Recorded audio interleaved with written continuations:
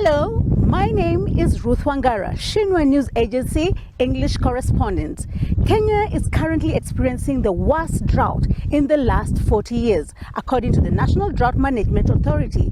This has highly affected the country's food security, and according to the Kenya Wildlife Service that is in charge of the country's flora and fauna, the wildlife and environment too has been affected largely.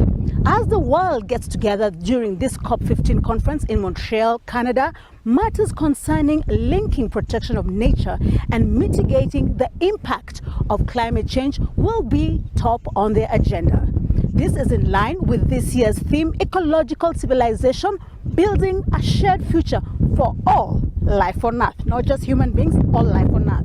I am in Amboseli National Park, located at the border of Kenya and Tanzania, near the world-famous Mount Kilimanjaro, the highest mountain in Africa. This is one of the worst hit ecosystems by the drought. We are joined by an official from the Kenya Wildlife Service to discuss how climate change has affected this park. Hello, sir. Hello, how are you? I'm fine. Welcome to our interview. Please start by telling us how this drought has impacted the wildlife in this country and Amboseli. Yeah, since 2009, this year is the worst drought ever seen, and it has affected the numbers of wildlife. As you've seen, quite a number of animals have died. We've also seen the ecosystem. There's a lot of degradation because the vegetation cover is nearly complete.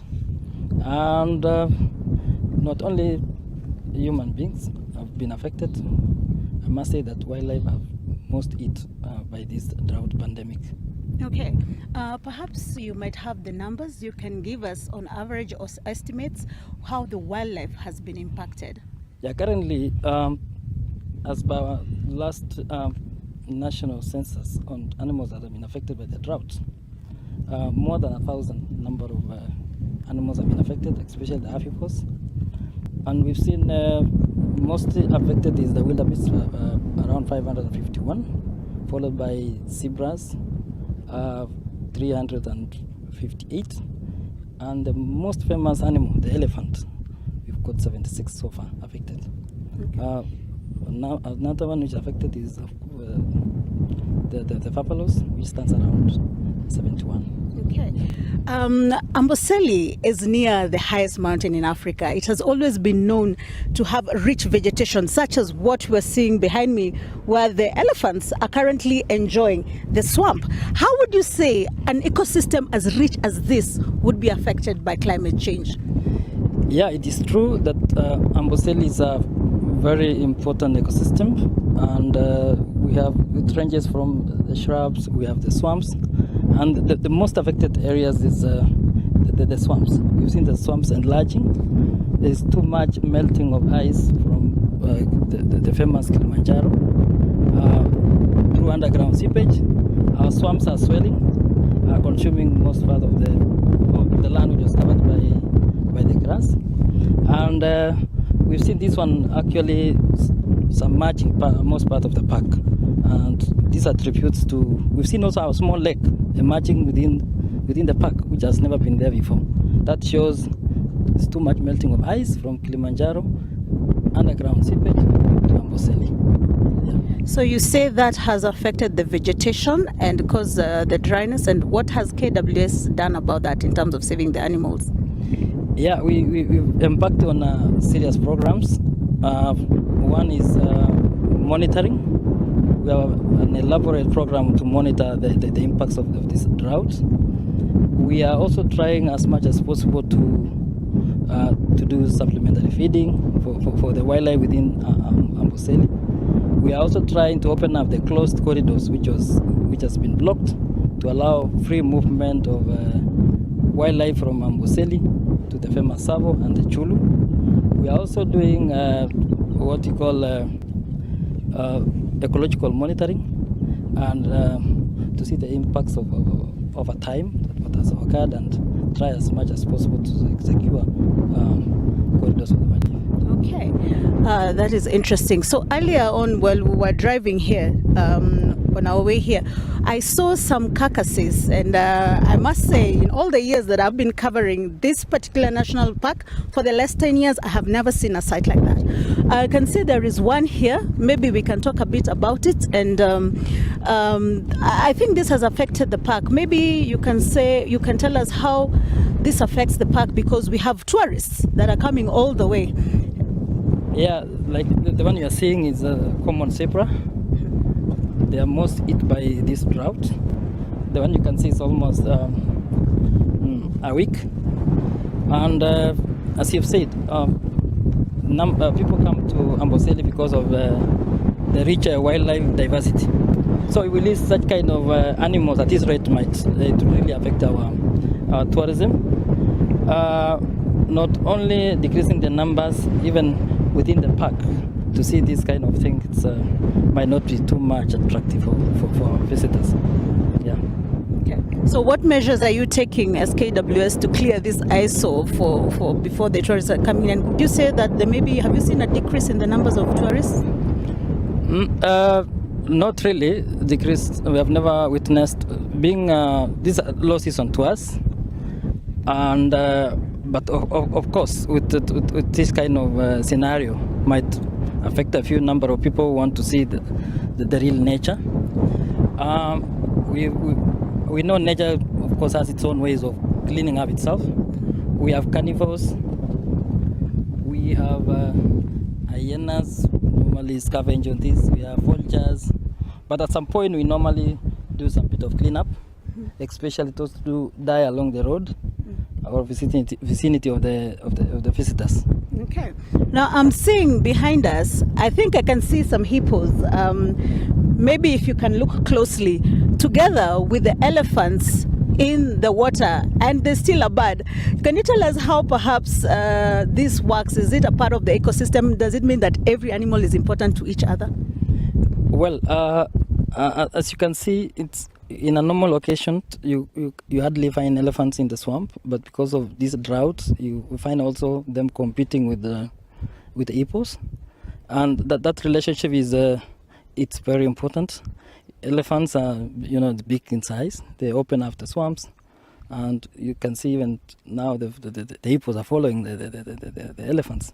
We see the birds when these hippos and elephants are moving around. There's some insects moving around, and it's food for them. So that ecosystem is symbiotic relationship. It is very important. Okay. So they live as one.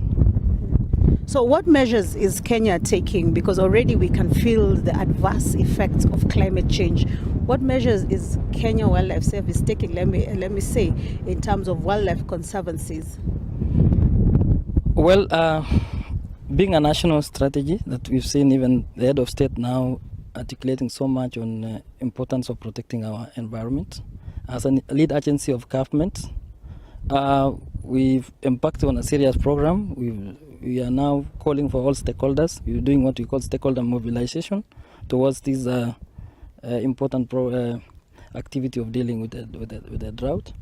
We've seen also the government supporting us on issues of surveillance, not only for the drought, even the disease that is affecting the wildlife. We have seen also the government now comes in terms of reclaiming the environment, and by doing so, we'll provide more space for wildlife. Also, as an institution, we have embarked on a very serious program on education and awareness, especially education on environmental extension, because especially our wildlife depend on not only the parks but also the adjacent lands around the parks. So we need to actually educate the public and our neighbors to maintain the environment. Yeah. Okay. So would you say that from what you have said, it means that maybe drought is not the only challenge to wildlife? What else would be another challenge, if you can explain that briefly? Yeah. Apart from drought, human-wildlife conflict is one of our major problem. Like I've said, this is a small ecosystem. Most of the wildlife live outside, and they move outside, they cause human death, injuries, crop predation, there is crop destruction and property destruction. Yeah. Okay, Senior Warden Koske, when we were driving here, I saw some patches where you had put grass, and I think I saw a truck that was, I don't know whether it's delivering water. It's strange to see a truck like that in the park. What is the use of that? Yeah, one of the issues that we have embarked on seriously on is supplementary feeding. We are doing what we call A, feeding of animals. We've got designated around 12 feeding points for the wildlife within the park. So we are doing this on a daily basis, and we are consuming 500 bales every week. We're also doing water tracking.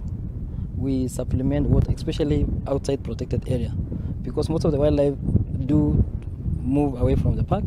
They take too long time or long distances actually to get in the park. So we supplement water, not only for the wildlife, also we are doing for the community that is affected by the drought.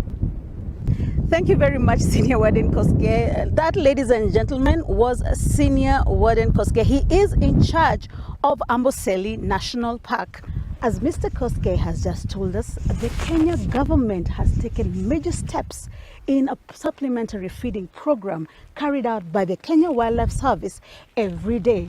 What you're seeing here behind me are elephants actually feeding, and they are normally fed every morning. I'm told around 2 times a day. What they are being fed is hay that has been brought by the government. Even though this may not be enough feed for the huge giants and also zebras and buffaloes that are also fed through this program, basically the herbivores, the rangers and the Kenya Wildlife Service are hoping that this can at least help them survive this hard drought until sustainable and dependable rains come back and the vegetation grows back and they can feed naturally again. In this very same area, a few meters from me, are carcasses. I can count up to, well, more than 20. And unfortunately, these are results of the hard-hitting drought that has been experienced here in Amboseli and other parts of this country. Although Kenya experienced short rains about 2 weeks ago, and there is proof as vegetation has begun growing in most parts of the country and even here in the parks, as you can see around me. Now, unfortunately, by the time that we experienced or we received that rain, many of the animals had already experienced drought and even gotten to a point of hunger and eventually mortality, such as this elephant carcass that you're seeing behind me. According to the rangers, this carcass has been here for 3 months, meaning that this elephant died 3 months ago. And according to what they're saying and observance, it was about 32 years old.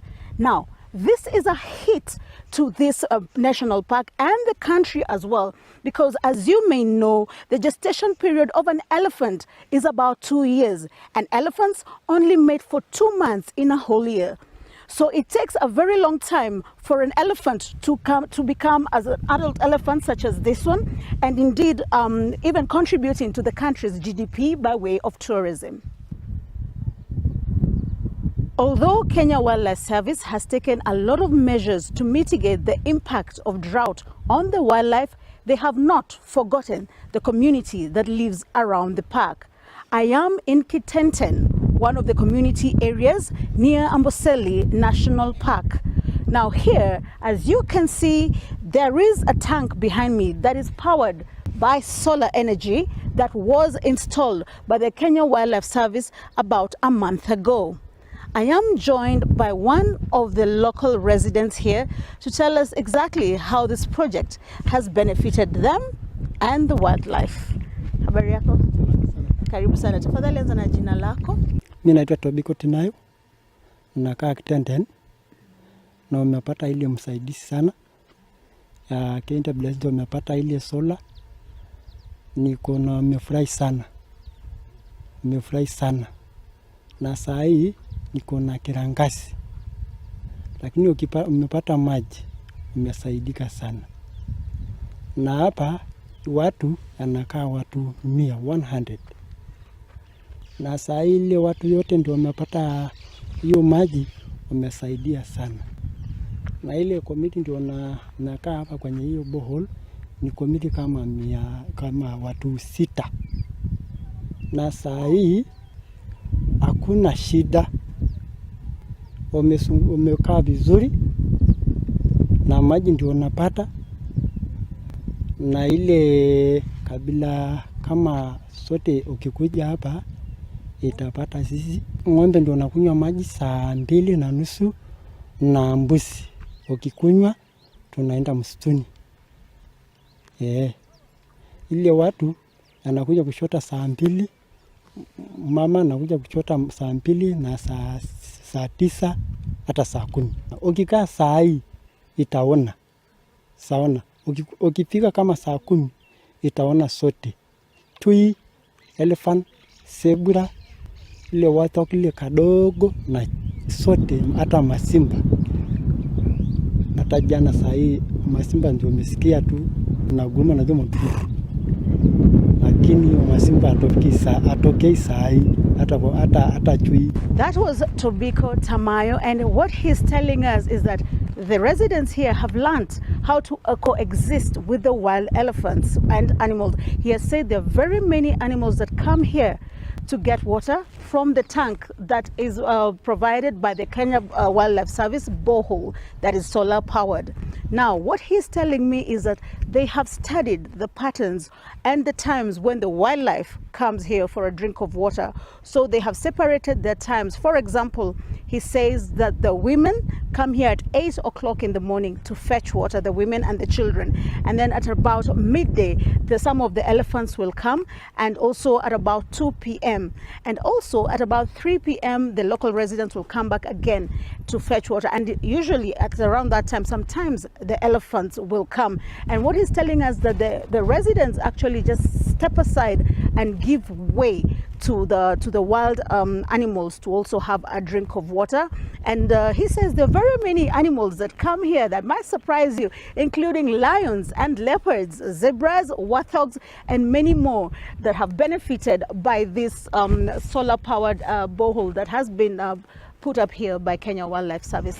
Okay, so reckless deforestation, unsustainable development, and encroaching of natural habitats by human wildlife activities are some of the contributors to climate change, which has led to 4 failed rainy seasons here in Kenya and other countries. However, Kenya has put, as you have seen, major efforts in conservation of wildlife, and indeed the East Africa country has set an example for biodiversity conservation around the world.